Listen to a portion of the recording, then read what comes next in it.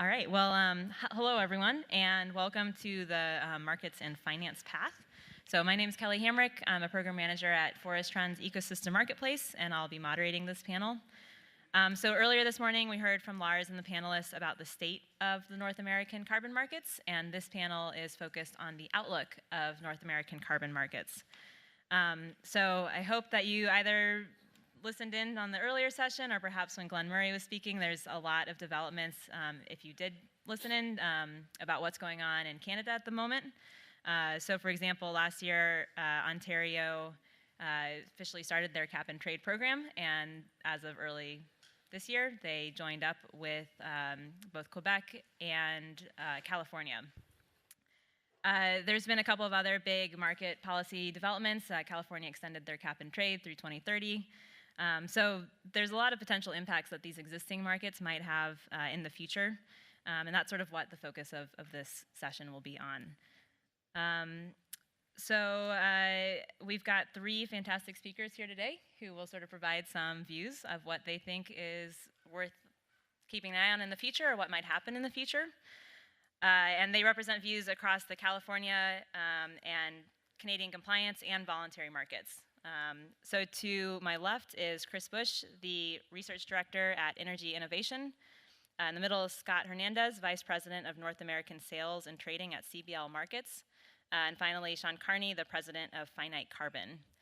So the way that this will work is each of the panelists will speak for about 5 to 10 minutes, and then we will open up the floor to the audience.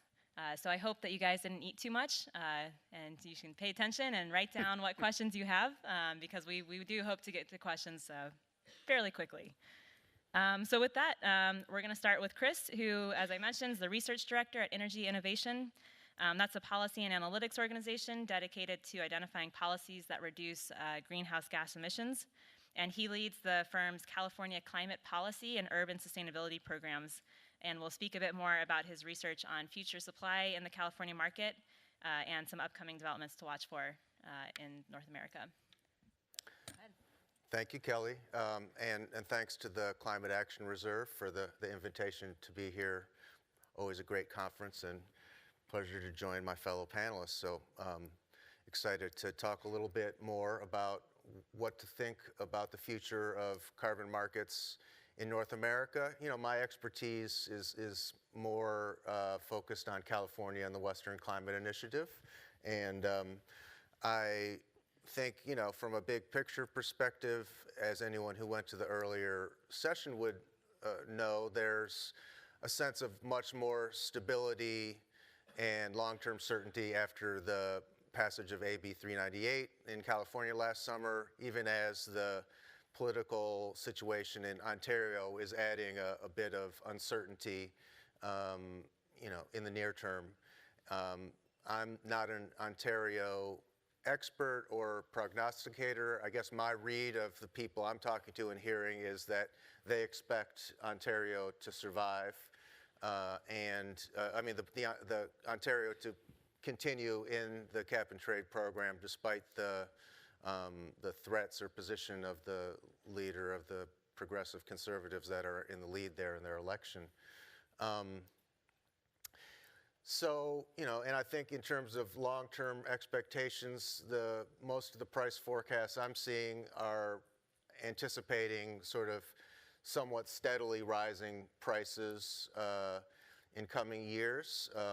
Some, you know, start to approach what people are talking about for some of the speed bump levels in the latter part of the 2020s. You know, I think there's a lot of uncertainty around how innovation is going to play into that, and if there's, particularly in California, transportation emissions are such a big part of the pie that how the electrification goals that California has put forward for itself work out, and the larger effort to sort of have electric vehicles take over the market is going to be a deciding factor in terms of, you know, how many reductions, and that electrification effort is supported by a range of other policies, and so how that plays out will certainly affect the you know, the price in the market and the tightness of the market and demand and the carbon price. And so while I would say from the carbon trading analysts' work I've seen showing kind of steadily rising prices up from the floor in coming years, you know, a leading economist, Severin Borenstein at UC Berkeley, is predicting in their analysis that the highest likelihood is a price at the floor. So, you know, there's a range of possibilities. No one has a crystal ball.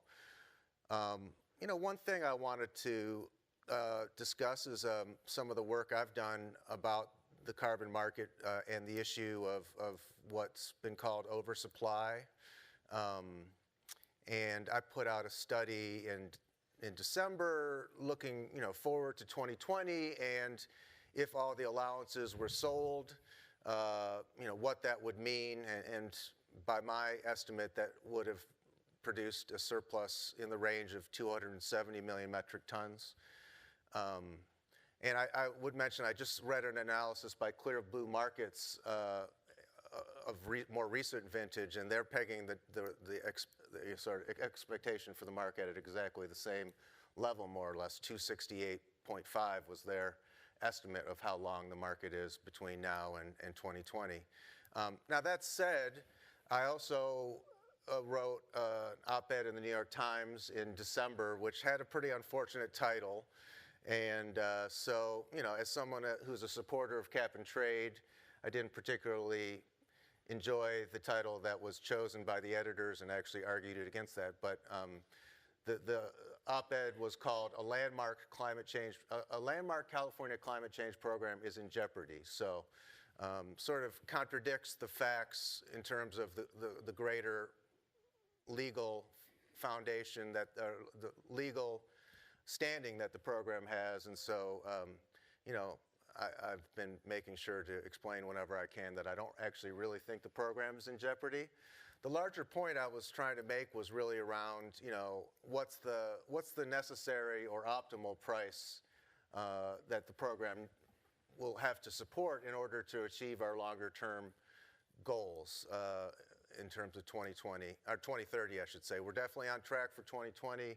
The program's doing the job it was given in the context of the 2030 or the 2020 plan. What I was struck with in looking at the Air Resources Board's 2030 analysis of all the policies that are going to be needed, which is called the scoping plan in our California policy process, I was struck that there was essentially a segmentation of the 2021 to 2030 time period, which didn't consider what happened before. And looking at the situation of emissions being below the levels of the caps, started looking at this issue of, you know, what the potential for banking is, looking at other programs like the EU, which built up a bank of around 2 billion tons by around 2013. And Reggie, you know, also had an issue related to the natural gas coming into the market faster than expected that led to sort of an imbalance between the cap level and emissions in that program. So, you know, I'm not backing off in any way of sort of the fundamentals of what I was, the analysis I was putting out there. But, you know, there's a lot of heat and fury around a lot of these arguments in the political sphere. And so I think, you know, they can be distorted in ways that are not helpful. And overall, you know, I think it's a great program, the California Cap and Trade program, and the WCI, best in the world in many dimensions. And so don't want to move on without making that point. You know, I had suggested some adjustments to the future cap levels after 2020 as a way to account for the buildup of a bank due to the fact that emissions are below the cap levels. And that doesn't seem, from the signals I can read from the meetings that CARB's holding and the like, doesn't seem to be in the offing in terms of looking ahead and what people should expect. I don't think that sort of bank adjustment for the bank that I had been suggesting is in the pipeline. Some other observations I'd make about what to expect looking forward. There's this issue of setting a price ceiling as required by the law. CARB has indicated they're considering a range between about $81 and $150 for that price ceiling. And then they'll have two sort of intermediate speed bumps, as they're being called, a reserve of allowances that will be constituted out of the current allowance price containment reserve allowances that'll be intermediate kind of cost containment mechanisms for the program. And so the prices for those speed bumps are still under discussion. But CARB has indicated in their presentations that the lowest that they would expect to set that price for the speed bump is in the sort of range of around $75. They have a range of 73 to 77, so I think the shape of the program is looking a lot like what we've seen so far in terms of the regulation process that CARB is going through currently under the AB 32 law, as they're required to do, filling out the regulatory details of what the law put forth at a kind of a legislation level. Let me stop with that for now. Thank you. Great, thank you so much. I do have just one sort of follow-up question. I know that you also do some work on China. Is there any sort of market collaboration going on between California and China that we should be aware of, something that might happen in the future? Is China going to learn from California or vice versa, or what are you seeing? I mean, I think that, rightly the policy makers in China are looking at the California program as the one that has the strongest reputation, and so I would expect there are discussions ongoing, and some of the California expertise is being transferred over, and they're putting in place a zero emission vehicle mandate that's partly or largely inspired by ours. And so, but I think there is some learning both ways in terms of some of the things they're at the cutting edge on. For example, like dockless bike sharing, they were ahead of that before anyone in North America, and so I think you're seeing some learning both ways. Great. And dockless bike sharing, for those of you who do not live in DC, has taken over the entire city of DC. It's kind of exciting and kind of a nuisance. But we're going to move on to Scott Hernandez. Introduced him before. He's Vice President of North America Sales and Trading at CBL Markets. This is an environmental commodity exchange. So CBL Markets North America division, I think, just appeared 2 years ago. Correct me if I'm wrong. And it seems to have grown a lot. They launched commodity trading for both Reggie and California back in 2016. So I think Scott's going to speak a little bit more about his outlook for these compliance markets and also just the North American voluntary market in general. So. Great. Thanks, Kelly, and thanks to Climate Action Reserve for the opportunity to speak. So, I guess this topic of, the carbon market outlook, I think, presents, this year kind of an inflection point when you look at both, compliance and voluntary markets. You have the passage to continue the program in California. You also have some post-2020, policies coming to shape in Reggie as well. And now, it's a very interesting time. We can all kind of celebrate that we've, had the successful first kind of phases of these markets, and now we're entering into a little bit of a new chapter in these markets. And then also, if you look at the voluntary carbon market, which is actually where CBL got its foundation, you're starting to see activity that could be looked more as almost compliance style activity in the market.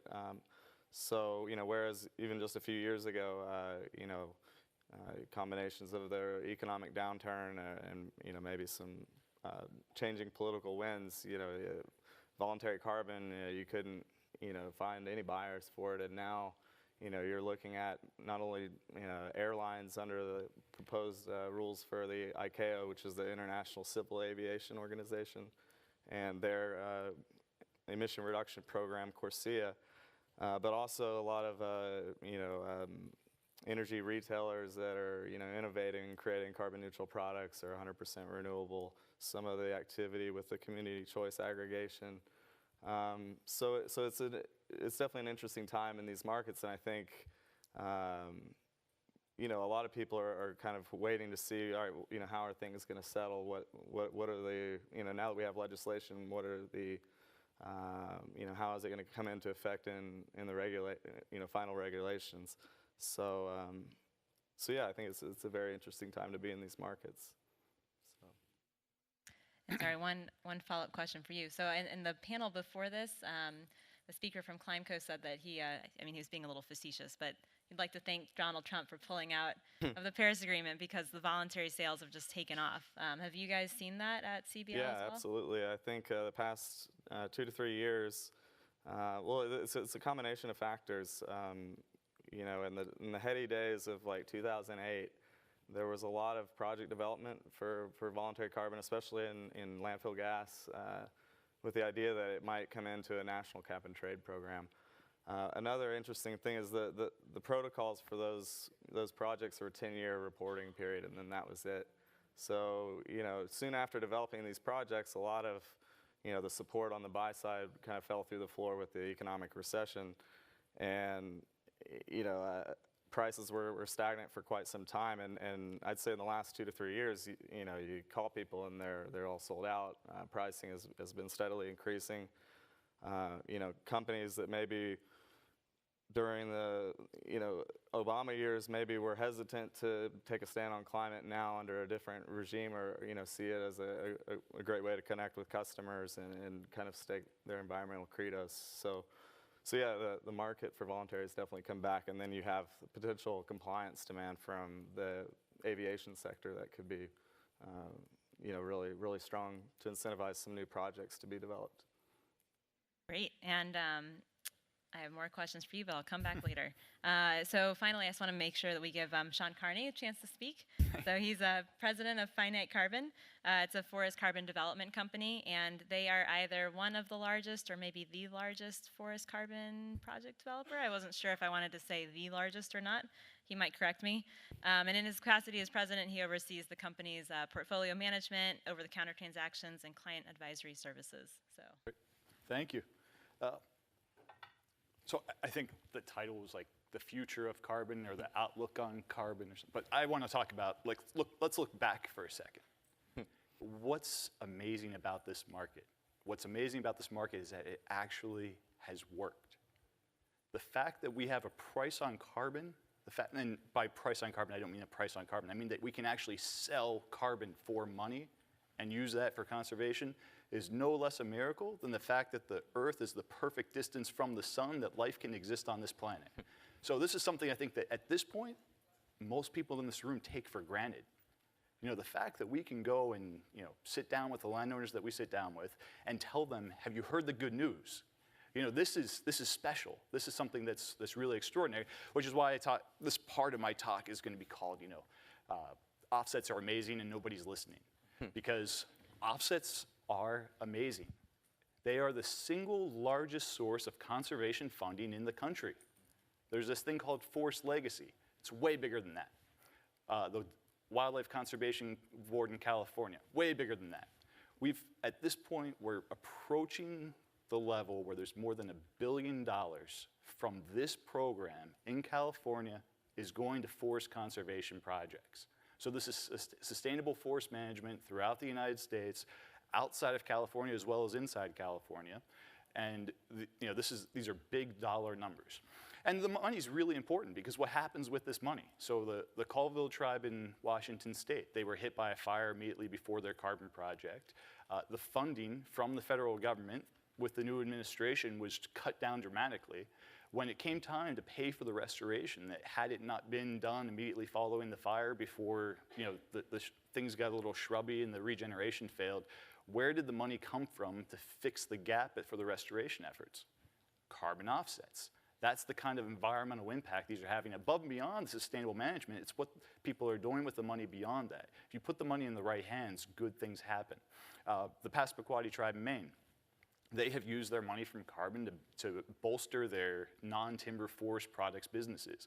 Their maple syrup business, they now have a bottling plant. They're able to sell directly to consumers through that. And their blueberry packing company, they're able to cold store their blueberries now, so they have the ability to flash freeze them on site and ship them out. It helps with the values that come in from non-timber forest products. These are ways that besides cutting down trees, they're making money. Carbon, blueberries, maple syrup.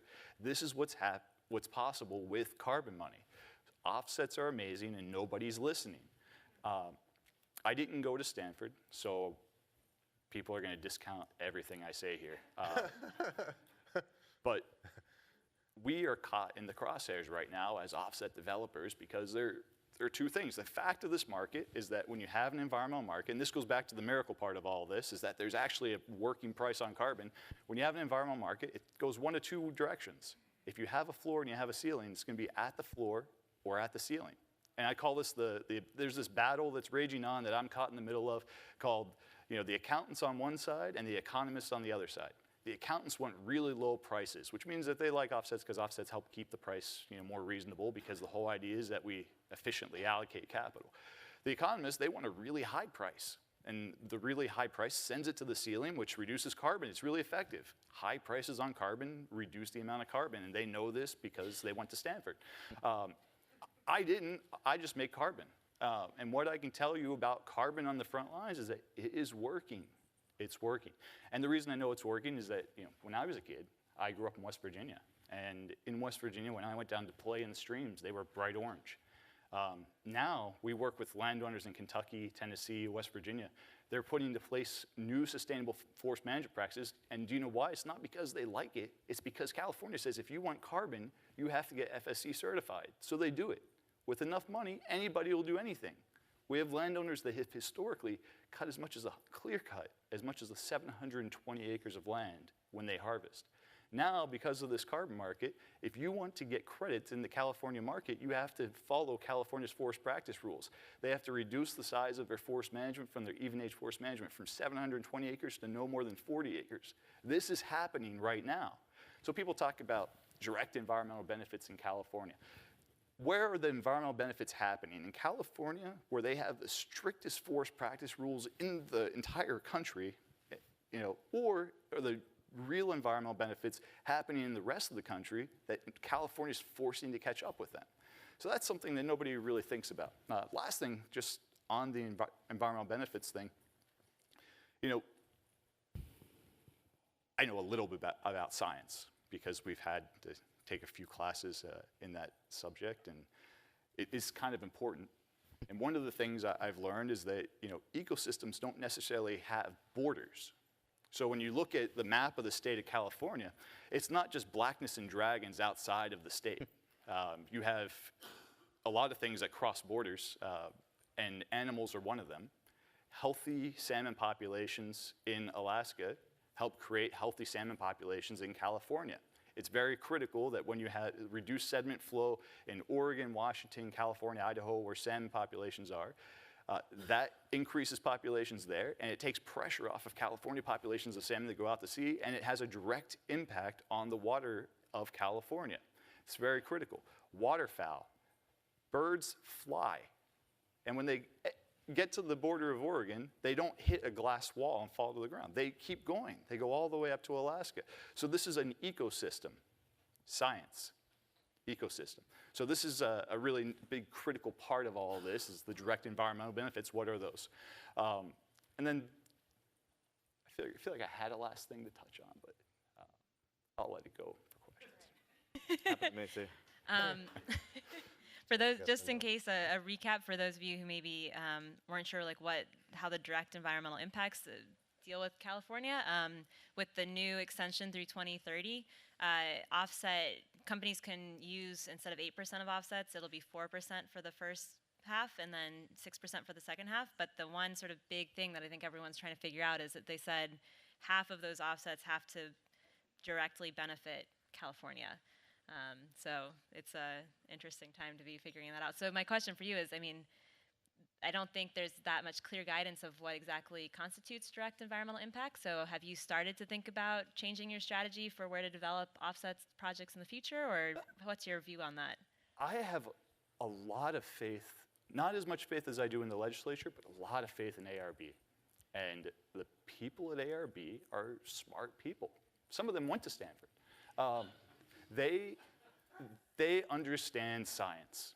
And I am putting a lot of faith that they're going to be the counter trend to say, instead of, pretending that we're going to have let's look at our borders and we'll draw a line around California and that's going to be where we draw our supply from.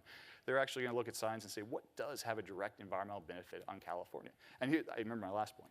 When I was in college, there were a lot of protests at that time about Victoria's Secret was cutting old growth timber in Canada to create magazines. And this was a huge thing. People were out protesting all their Victoria's Secrets, holding up huge signs. I went to school in California. That's why this was happening. And holding up signs. What's happening right now is, if you like old growth in Alaska, do you know a great solution to keep old growth from being cut down in Alaska? Carbon offsets. Because I'll tell you one thing that's definitely going to happen is that if you remove this incentive from the state of Alaska for giving them an opportunity to find an alternative path for logging old growth, there's going to be more old growth logging. So if this legislation is going to have any effect, if they do choose this to draw this border around it, and because of all the projects happening outside of California, there's oversupply, it's going to have an impact on old growth in Alaska. So this is the kind of thing that I don't think it's been thought through very far, because it's accountants and economists, and I just like trees. So that's the thing I think they could spend maybe some more time thinking about. Great. Well, I mean, in terms of just what they were thinking about, it was the attorneys and, and trying to make the requirement legal. And so the idea is that if California consumers are going to pay in some ways for carbon, they'd like, the benefits to be more in-state. So that was the idea. And you can't, And I like American steel. So I want the steel made in America. So they were trying to differentiate a product that wasn't the same thing. And so just that was what the intention was. But the irony, has this not been brought up? The irony that they try to distinguish themselves, stick their thumb in Trump's eye by passing this legislation immediately after he pulls out of Paris, and then they put tariffs in the legislation. It's a quota system. You can only bring in this much carbon from out of state. You can only bring in this much steel from outside the United States. They're a bunch of protectionist peas in a pod. Yeah, and it's a huge missed opportunity in terms of like carbon diplomacy almost. Before I was at CBL, I was at Climate Action Reserve, and was promoting projects, and to go on the road and meet with landfill operators or livestock farmers, forest landowners, and show that climate change and these programs provide them with economic means, but also an opportunity to change behavior. I think it's a big lost opportunity, or maybe something that people might overlook is that impact. And Chris, I think most of your analysis was on allowances, but were you also looking at all about if with only 4% of offset usage allowed for 2021 through 2025, if that'll affect the use of allowances at all, or how those two are related? I mean, yeah, the analysis did, factor in offsets and different levels of offset use, but it was more focused on allowance supply. But I put some numbers. There are numbers in there, I think, on what the different market balance results would be for 2 versus 4 versus 6%, or I might have even done 0 to 8% too. Just so I was trying to give a range. And great. Well, we will open up the floor for questions because I don't want to spend too much time. I have got questions in case you all are sleepy from lunch, but do we have a microphone that goes around, or there's a microphone in the back? I don't know. Yeah, just yell.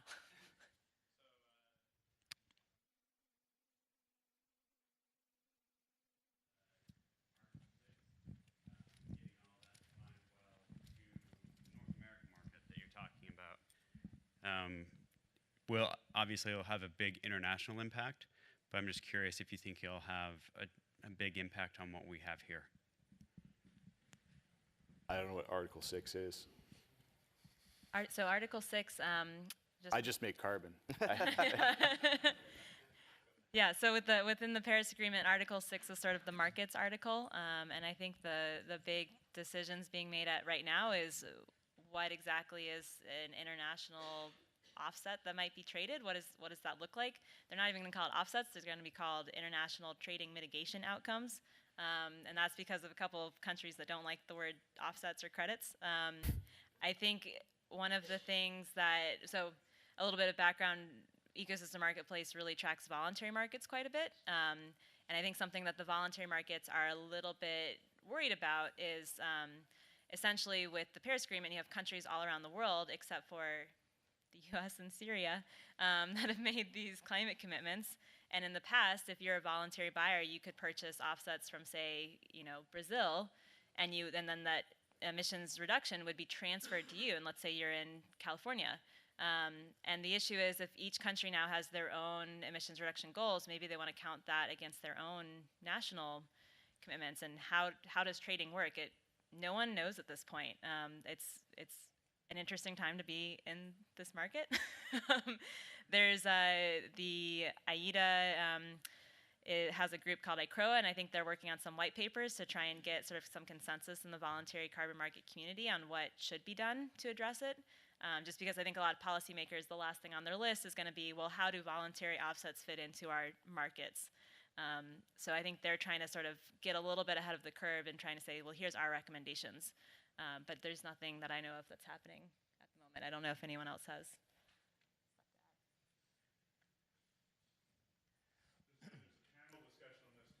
Yeah, and there's a panel. And you'll be at that, right? Yeah. Okay, great. So come tomorrow as well. I have a question for Chris or Sean. We represent project developers, and I agree that a lot of the demand for voluntary credits is going up, but we found that is limited to transactions under 50,000 tons. And I just have a quick question, whether you feel that demand for larger transactions may increase as well as just the interest in voluntary credits, like in the 100,000 to 500,000 ton range. I think my colleagues probably are have more depth on this. I mean, my only observation would be with the market tightening over time and expectations that the price will be increasing, I would think that would increase, correspondingly increase demand for offset projects. Yeah, I mean, I think you can view it as like retail and wholesale. I think, obviously, a stronger voluntary carbon market price is going to help, justify some additional project development. So for something like forestry in the voluntary space at a retail level, meaning maybe a chunky small size, from 1,000 to 10,000 tons, you're getting prices that would, be starting to get close to what, people pay for, in the compliance market for offsets. So as far as like whether that justifies the investment, maybe Sean would probably, I don't know if, what moves the needle on doing projects. What moves the needle? At least $1 billion. And I think this is important. I think that voluntary markets, you're talking about small volumes, 20,000, 50,000. Yeah.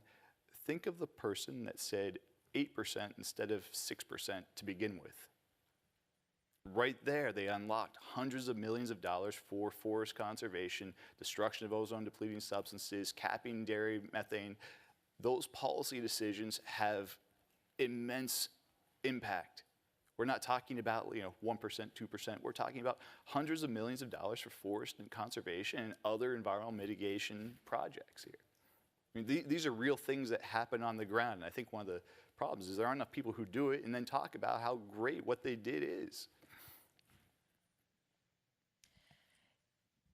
Yes, I wanted to follow up on Sean's statement that offsets are great and nobody's listening with an answer to your question. There has been an international transfer of a mitigation outcome in the California-Quebec-Ontario exchange, where a forest project in Connecticut has produced offset credits approved by California that have been purchased by an aluminum company in Quebec and submitted for compliance in Quebec. So it is a model of what could happen in under Article 6 with an international transfer of a mitigation outcome. Yeah, that's a great point. I mean, this is already an international market in one sense.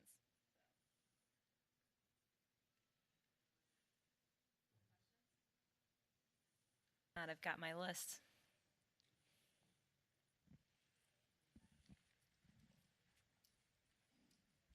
Thank you. Hi, I represent a timberland owner in the U.S. South. As you talk about the increase in demand for voluntary credits, is there any particular type of credit that you feel like is going to become more interesting than others? Forestry obviously dominates the offset market. Do you think that'll continue in the future? Yeah, I'll jump in at that. Yeah, I think definitely. Forest is, I think, the top standard in voluntary, but I think you're also seeing a waning demand for just run-of-the-mill like landfill methane, and obviously that's reflected in the price. Other attributes to the project, other than the metric ton of CO2 avoided, is the co-benefits. So things like wetlands or things that have other local environmental benefits, or preserve biodiversity or habitat. Those always are going to command a premium in the market, and I think as companies are becoming more and more sophisticated, maybe the first time they just buy the cheap landfill. I think as they become more comfortable, they see why it's important to invest in projects that have more meaningful outcomes for their communities. So I think that's a big trend.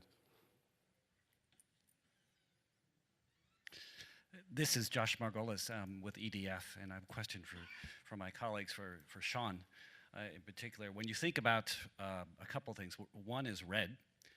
When you think about red, are you pulling for it or are you fearful of it? Do you want to see red in the marketplace? The second is, when you think about legal issues that could be resolved to make offsets more favorable and more amazing, how much is buyer liability still an issue? Has that been able to work around it? And the third is, when you think about building your market, your portfolio, and becoming even more successful than you had been, are you thinking about creating more of a commodity in terms of the product you're offering, or is it becoming more distinguished? One ton, my ton is different than his ton because? Sure. So I think that the easy answer to red is, when it comes to protectionism, it depends on which side of the wall you're on. So I personally don't like California only, but I like US only. And that's purely my own self-interest. But I think that, all joking aside, this idea is a ton. And I think that the thing that ARB has really led with is a ton is a ton when the science supports it. And they will discount the crap out of whatever you calculate to the point that the science is irrefutable that you have sequestered a ton of carbon dioxide or prevented one from being sequestered. And I think when it comes to red, we've seen dramatic improvement in the science of red to the point that it's viable source of offsets now. Should it be in California? Should it not? I think that's a question of, the miracle workers that have made this market supply-demand balance work so far. That's for them to maybe take up. I assume they went to Stanford. And I think there were other parts of the questions. Yeah, what was the second? Contracts in terms of buyer liability, is it important anymore, or has the market been able to work around it? And then commoditization. Are you guys going to be better off if everything's the same, or better off if you distinguish one product from the other? I'll touch base on buyer liability. I mean, it's created a spread. For people that will take on the risk for you, they make more money. So if I can sell a credit for $12, I might be able to sell it without, the buyers always want to put the risk back on the sellers, and that's dealt with in the contract. So that's a thing that happens. They will pay me less in order to take it off my shoulders completely. But what that creates is that even though there's a certain amount of money, there's a big chunk that's being skimmed off the top because of buyer liability. It's less money that goes to landowners because of the invalidation boogeyman. Yeah, and then I guess commodity versus you know, a unique product. I mean, I think that's always going to be a voluntary versus compliance, and you know, I think in the compliance space, people are you know, at this point, maybe not the same a few years ago, but pretty agnostic about, you know, what mix of project types. They're more, you know, concerned with complying with the rule. Whereas in voluntary, it's definitely, you know, the story is what's ultimately going to move them off the shelf. So, you know, and that's what's great about offsets is you know, they are stories. You know, the developer who does them, and you know, obviously the environmental impact in the communities. So yeah, I think that's the differentiator. I'll just jump in, kind of piggybacking on what you said. It's interesting that, so Scott briefly mentioned CORSIA, which is this upcoming sector-wide carbon market for international aviation. I was at this conference in February that was CORSIA, basically the ICAO, who's the organization that's setting up CORSIA, was trying to figure out, okay, how do we actually implement CORSIA? And what was really interesting, I thought, was that I met some of the different airlines who are there, and some of them offer offsetting options to people who are getting on a flight who, you know, want to go from one part of the country to the other, and that's a voluntary thing. And so that they pick those projects very carefully. You know, they want something that appeals to their customers and make sure that they feel like they're really contributing to local projects in the U.S. But when I was asking them, okay, well, you know, do you think you'll still purchase from those projects under CORSIA if those project types are eligible? And they were like, you know, all we really want to know is what qualifies and how much is it going to cost. And it was kind of interesting that there was a really stark difference in their attitudes towards the compliance versus voluntary. Well, to add one thing, you know, if you look at the compliance market in California, it should be a ton is a ton. A ton of carbon dioxide is a ton of carbon dioxide, no matter where it comes from or who produces it. The amazing thing is that when you look at, if you follow the money, you see where is the money going. Do you know who the biggest winner in carbon offsets is? Native American tribes. Hundreds of millions of dollars flowing to Native American tribes to support sustainable forest management. That is the great news story of all of this. And that's I think, a story that nobody's telling, because it's, you know, it's just a little niche of a niche of a niche of a niche. But it's the big news, is that Native American tribes are the winner in carbon offsets. They are getting money to support good forest management that wasn't there before. I mean, just to keep it interesting, because complete agreement can be a little boring. I mean, there's a reason that every major offset, cap and trade program has put some limits on offsets, and that's because, you know, you want to think about, you know, innovation effects in terms of forcing innovation in cap sectors and what's covered. And so, you know, I think there are a range of considerations, but. That was the least confrontational. Take your gloves off. Are you Canadian? No. Well, Michigan, you know, Michigan. Kind of border state. it's almost Canada. Actually, I have a follow-up question in a Canadian vein. So right now, we see a lot of offset activity occurring in California. There doesn't seem to be as much activity in Quebec, and I think that's maybe around just the project types that they picked out. But Ontario is sort of right now going through trying to figure out what protocols are we going to allow.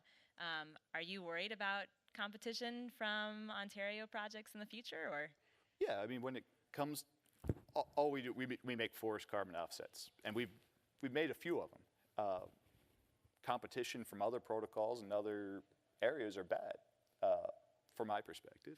The interesting thing here is, you know, Ontario is going to be a big demand center for non-California carbon offsets from the rest of the lower 48, potentially eclipsing California.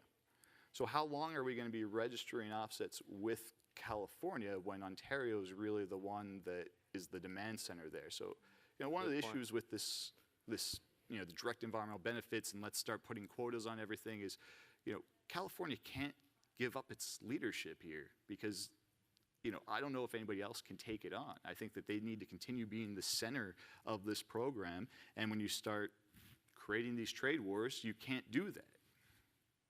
Yeah, it's an interesting, if you read some of the developments that are, going on with, in Ontario with the elections and some of the political uncertainty, you see offsets being, pulled in there, and I think I heard one of the candidates mention that we're sending all our money to California and not getting anything.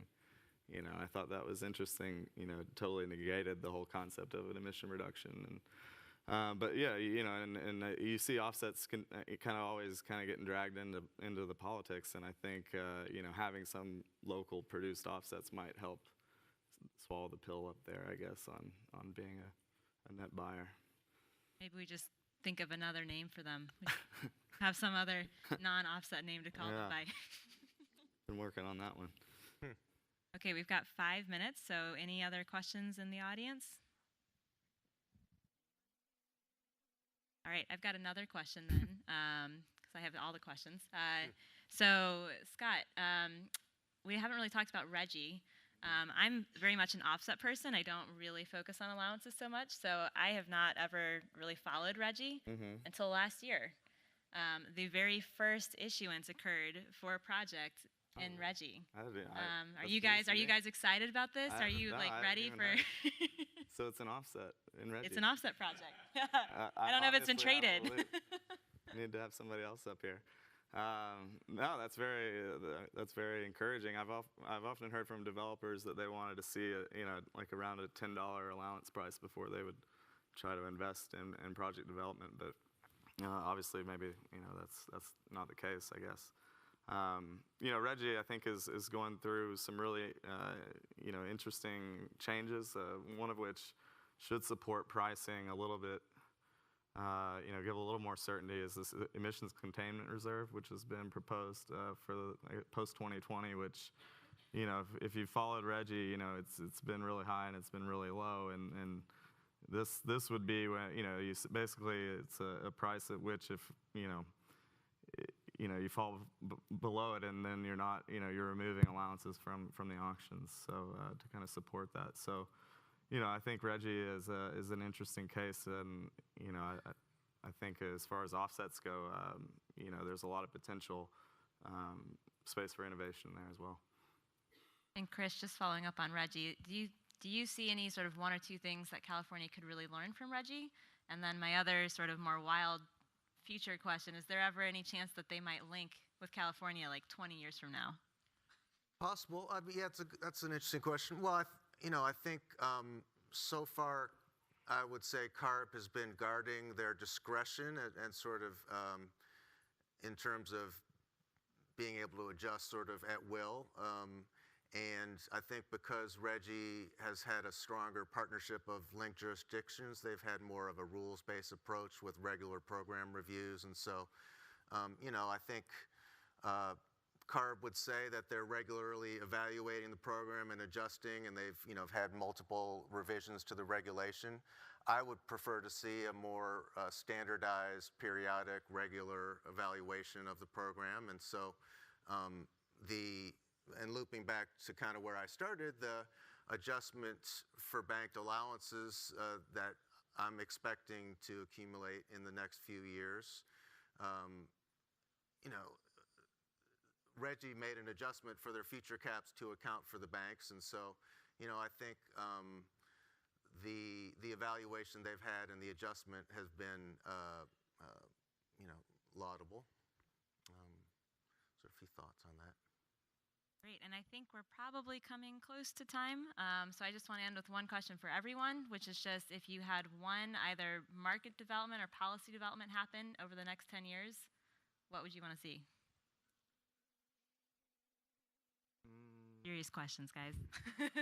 Well, I have one, not that I want to see, but I'm just going to lay down the prediction here, is that if California proceeds with the California First framework and says we have only half of the offsets have to come from within our borders, the very next thing you see is Ontario and Quebec do the same.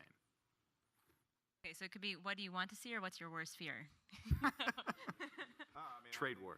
Yeah, maybe 5 new members in WCI, or maybe that's just being too, maybe it should be a lot more than that, I guess. Oregon or Washington will ever make it? I'm still surprised. Yeah, no, they seem to get just so close and doesn't happen, but that would be my aim, is just continued expansion of these markets. So maybe not one specific thing, but continued growth and development and opportunities to link, whether it's linking sectors like transportation, which has been discussed with in the RGGI states, or obviously new jurisdictions. I think is just the way to continue the progress.